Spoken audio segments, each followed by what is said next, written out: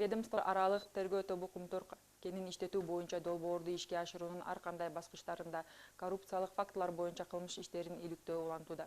Сотко чейинки өндүрүштө Кыргыз Республикасынын мурунку биринчи вице-премьер-министри Тайырбек Сарпашевдин өлкөнүн жогорку саясий жетекчилигинде иштеп жатып, канадалык Центера компаниясынын өкүлдөрү менен жең учунан сүйлөшүүлөрдү жүргүзүп, Кумтөр кенинде жайгашкан мөңгүлөрдүн экологиялык коопсуздугуна зыян келтирип, аталган компаниянын кызыкчылыктарына ишке ашырууга багытталган кылмыштуу иш-аракеттери аныкталды.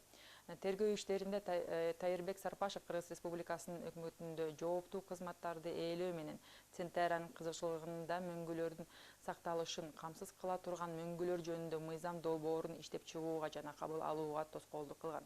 Мындан тышкары, Тайырбек Сарпашев кылмыштуу сүйлөшүүлөрдү жүргүзүп, Кумтөр Голд компаниянын мөңгүлөрдү иштетүүгө мүмкүнчүлүк берүүгө, Кумтөр кенинде жайгашкан Лысый жана Давыдов мөңгүлөрүнүн талкалашына алып келе турган республиканын суу кодексин өзгөртүүлөрдү кылуу үчүн өлкөнүн парламенттеринин кароосуна киргизген.